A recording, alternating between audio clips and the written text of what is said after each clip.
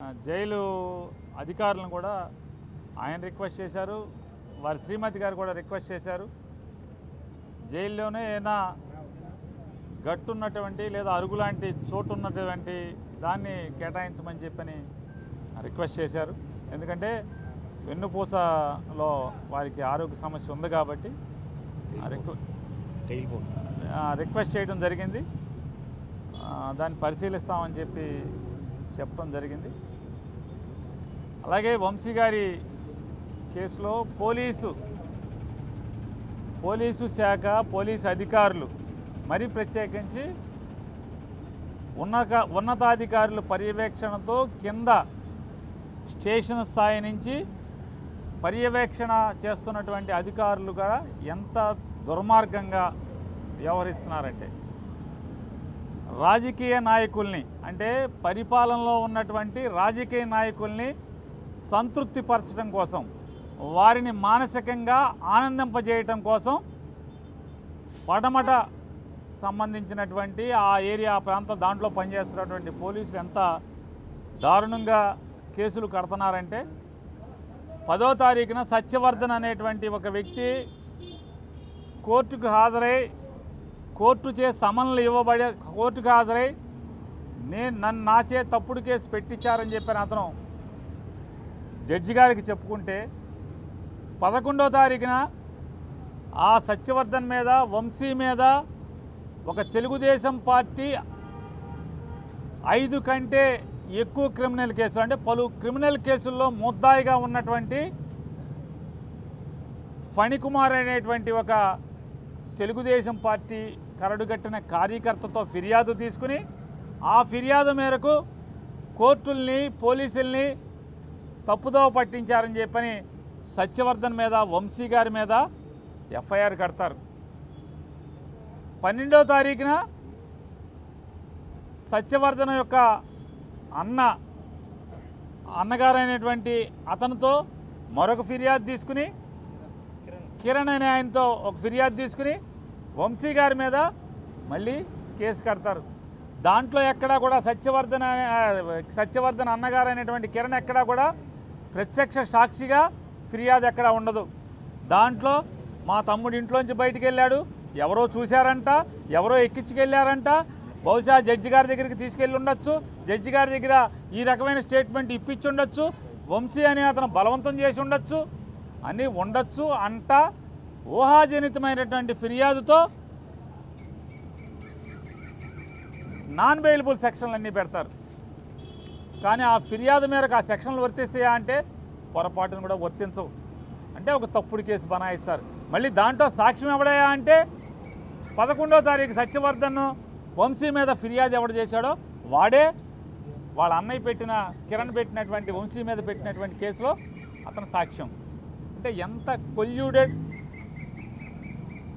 Case ఇది అంటే, అంటే ఇంజనీరింగ్ ఎట్లా అయితే ఒక బిల్డింగ్ కట్టినట్టు ఒక తప్పుడు కేసు ఎలా కట్టారనేది. కానీ ఎఫ్ఐఆర్లో వచ్చిన సెక్షన్లు ఇవి కూడా సత్యవర్ధన్ అన్న ఇచ్చినటువంటి ఫిర్యాదులో ఏ కంటెంట్ ఉండదు. కానీ వంశీ గారు అరెస్ట్ అయిపోయిన తర్వాత కోర్టుకు రిమాండ్కి పెట్టిన తర్వాత ఆ రాత్రికి సత్యవర్ధన్ చెప్పాడనే పేరు మీద, సత్యవర్ధన్ చెప్పాడో లేదో వాళ్ళ దగ్గర ఉన్నాడో లేదో కూడా తెలీదు, సత్యవర్ధన్ చెప్పాడనే పేరు మీద పోలీసులు ఒక స్టేట్మెంట్ రికార్డ్ చేసుకుని ఆ సెక్షన్లకు సరిపడా ఇతను చెప్పినట్టుగా సత్యవర్ధన్ చెప్పినట్టుగా ఫిర్యాదు తీసుకొస్తారు. ఇంతకన్నా తప్పుడు అభియోగం, తప్పుడు కేసు. అలాగే వంశీ గారిని రిమాండ్కి పెట్టేప్పుడు కూడా ఎస్సీ ఎస్టీ కేసు పెట్టారు, నమోదు చేశారు. వంశీ గారిని అరెస్ట్ చేసేప్పుడు ఎక్కడికి తీసుకెళ్ళాలి? రిమాండ్కి ఎస్సీ ఎస్టీ కోర్టుకు తీసుకెళ్ళాలి. కానీ ఉద్దేశపూర్వకంగా ఎస్సీ ఎస్టీ కోర్టుకు కాకుండా వేరే కోర్టుకు తీసుకెళ్ళి వంశీ గారిని ప్రొడ్యూస్ చేస్తే దాని అర్థం ఏంటి? ఇదంతా కూడా వారు ఒక ప్లాన్ చేసుకుని, ఒక ప్లాన్ ప్రకారం వంశీ గారిని ఈ జైల్లోకి తీసుకురావాలంటే ఎలా అయితే, ఏ మార్గం గుండా అయితే కనుక చట్టం మేరకు చట్టరీత్యా పోలీసు రూల్స్ ప్రకారం లేదా పోలీసులు చట్టాలు ఏదైతే నిబంధనలు ఉన్నాయో ఆ నిబంధనల మేరకు కాకుండా వీళ్ళు అనుకున్న తప్పుడు దారిలో తప్పుడు కేసు పెట్టి తప్పుడు దారిలో వెళ్తే మాత్రమే ఈ జైల్లోకి వస్తారనేటువంటి ఒక పక్కా ప్లాన్ ప్రకారమే పోలీసులు, విజయవాడ పోలీసులు యాక్ట్ చేశారనేది వాళ్ళ చిన్నపిల్లోడిని ఇవన్నీ కూడా ఈ కేసులన్నీ ఈ కాగితాలన్నీ ముందు పెట్టినా కూడా లీగల్ నాలెడ్జ్ లేనటువంటి ఏ మనిషికి చూపించినా కూడా అర్థమవుతుంది. ఖచ్చితంగా వీటన్నిటినీ కూడా వంశీ గారి కుటుంబం కోర్టుల్లో ఛాలెంజ్ చేయబోతున్నారు. సార్ మేము వచ్చేసారు మొన్న గుంటూరు జగన్ గారి పర్యటనలో ఉన్నారని, సో ఈ కేసుని ఎట్లా చూస్తారు? మీరు కూడా లేరని చెప్పి కూడా